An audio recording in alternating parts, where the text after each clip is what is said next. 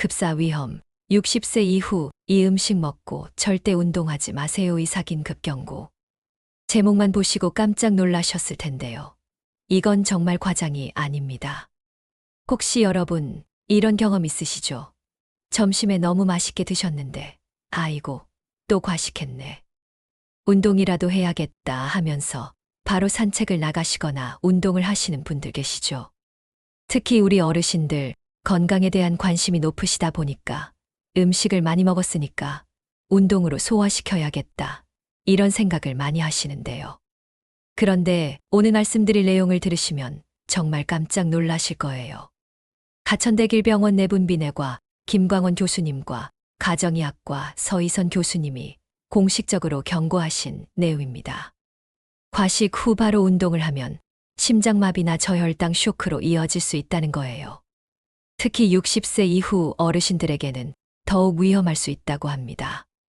오늘은 왜 이런 일이 일어나는지, 어떤 음식을 먹고 운동하면 특히 위험한지, 그리고 안전하게 운동하는 방법까지 자세히 알려드리겠습니다. 먼저 우리 몸에서 무슨 일이 일어나는지부터 설명드릴게요.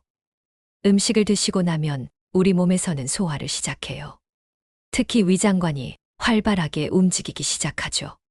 평소에는 조용히 있던 위와 장이 음식을 소화시키기 위해 열심히 일하기 시작하는 거예요. 그런데 이때 중요한 게 있어요. 위장관이 일을 하려면 피가 필요하거든요. 그래서 우리 심장이 위장관으로 평소보다 훨씬 많은 피를 보내기 시작해요.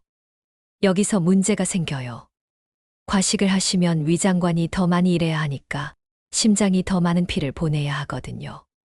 그런데 이때 운동까지 하시면 어떻게 될까요? 근육도 움직이려면 피가 필요해요. 그래서 심장이 근육으로도 피를 보내야 하죠. 결국 심장이 위장관과 근육 두 곳으로 동시에 평소보다 두세 배 많은 피를 보내야 하는 상황이 되는 거예요. 김광원 교수님께서 말씀하시길, 이때 심장이 평소보다 두세 배 더 많이 일하게 된다고 하셨어요. 그런데 정작 심장 자체로는 피가 부족해지면서 심장마비로까지 이어질 수 있다는 거예요. 이해가 쉽게 되시나요? 마치 한 사람이 두 가지 일을 동시에 하려고 하는데 체력이 딸려서 쓰러지는 것과 비슷해요. 특히 우리 어르신들은 젊은 사람들보다 심장 기능이 약해져 있는 경우가 많아요. 그래서 이런 상황에서 더욱 위험할 수 있다는 거죠. 실제로 응급실에서 이런 케이스들이 종종 발생한다고 해요. 잔치나 회식 자리에서 과식을 하신 후에 바로 산책을 나가시거나 운동을 하시다가 갑자기 쓰러지시는 경우가 있다는 거예요. 이건 단순히 소화불량이나 체한 것과는 차원이 다른 문제예요. 생명과 직결될 수 있는 심각한 상황이라는 걸 꼭 기억해 주세요. 그런데 여기서 더 중요한 내용을 말씀드릴게요. 모든 음식이 다 똑같이 위험한 건 아니에요. 특히 탄수화물 음식을 과식하고 운동을 할 때가 가장 위험하다는 거예요. 탄수화물 음식이 뭐가 있을까요? 우리가 자주 드시는 밥, 면, 빵, 떡, 과자, 케이크, 이런 것들이 다 탄수화물 음식이에요. 특히 우리 어르신들이 좋아하시는 잔치국수, 칼국수, 냉면, 떡볶이, 호떡, 붕어빵, 이런 것들도 다 탄수화물이 많이 들어있어요. 그럼 왜 탄수화물이 특히 위험할까요? 탄수화물을 많이 드시면 혈당이 급격히 올라가요. 100이었던 혈당이 갑자기 200, 300으로 올라가는 거예요. 그러면 우리 몸에서 이거 큰일이다 하면서 인슐린을 엄청 많이 분비해요. 인슐린이 뭐냐면 혈당을 낮춰주는 호르몬이에요. 혈당이 높으면 인슐린이 나와서 혈당을 낮춰주는 거죠. 그런데 탄수화물을 과식하면 인슐린이 너무 많이 나와요. 혈당을 낮추려고 과도하게 분비되는 거예요. 그러면 혈당이 너무 많이 떨어져요. 여기서 운동까지 하시면 어떻게 될까요? 운동을 하면 근육이 혈당을 직접 흡수해요. 연료로 사용하는 거죠. 그래서 혈당이 더 빨리 떨어져요. 결국 인슐린 때문에도 혈당이 떨어지고 운동 때문에도 혈당이 떨어지니까 혈당이 급격히 떨어지는 거예요. 이걸 저혈당이라고 해요. 서희선 교수님께서 말씀하시길, 정제 탄수화물 위주로 과식한 후 강도가 높은 운동을 하면 저혈당 증상이 쉽게 나타날 수 있다고 하셨어요. 저혈당이 되면 어떤 증상이 나타날까요? 첫 번째로 갑작스러운 어지럼증이 나타나요. 갑자기 현기증이 나면서 비틀거리게 되는 거예요.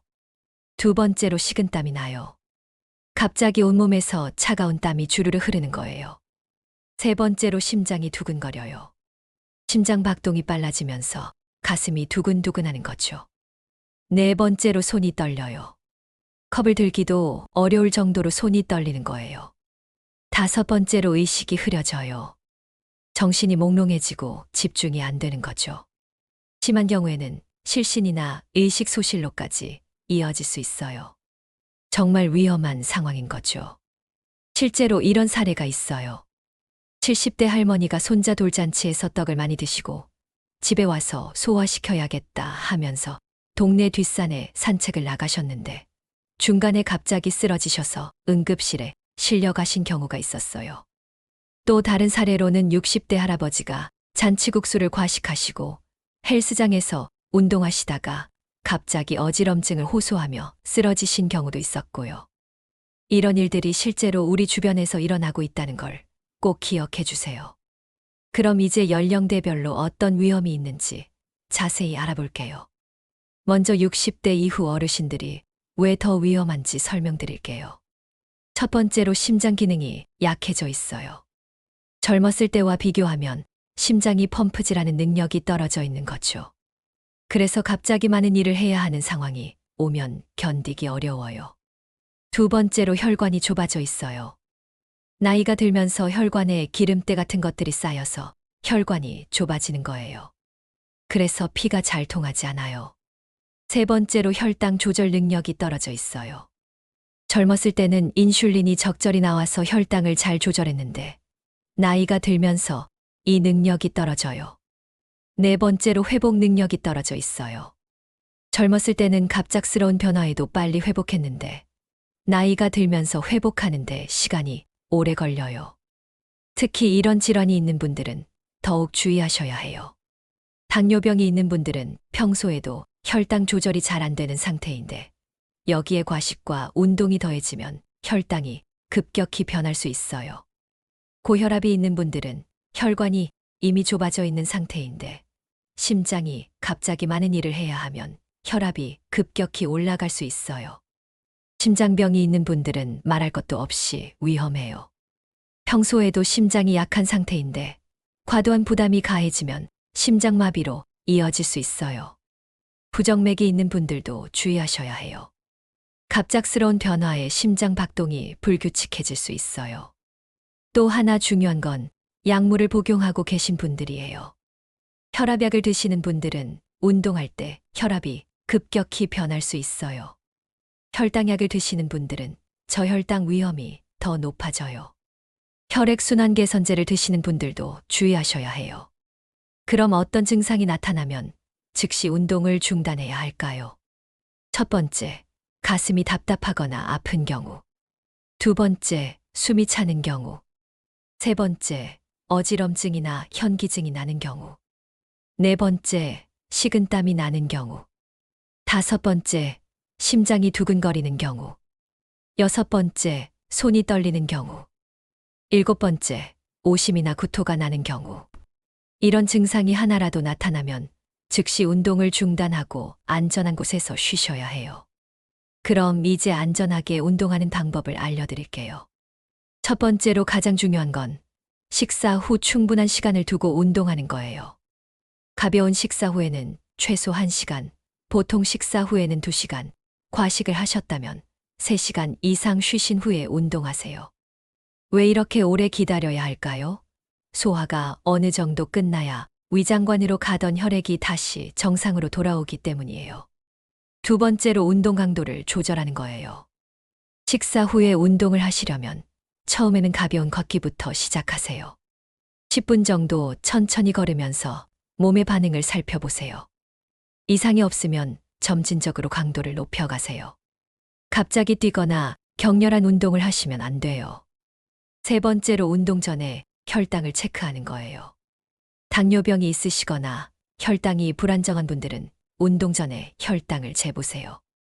혈당이 70 이하이면 운동하지 마시고 300 이상이어도 운동하지 마세요. 네 번째로 운동 중에 수분을 충분히 섭취하는 거예요. 운동할 때는 물을 자주 마시세요. 탈수가 되면 혈액순환이 더 어려워져요. 다섯 번째로 혼자 운동하지 마세요. 가족이나 친구와 함께 운동하시거나 사람들이 많은 곳에서 운동하세요. 혹시 응급 상황이 생겼을 때 도움을 받을 수 있어요. 그럼 식사 후에는 어떻게 해야 할까요? 첫 번째, 바로 눕지 마세요. 소화에 방해가 될 수 있어요. 두 번째, 가벼운 스트레칭을 해주세요. 팔과 다리를 가볍게 늘려주는 정도면 충분해요. 세 번째, 따뜻한 물을 조금씩 마시세요. 소화에 도움이 돼요.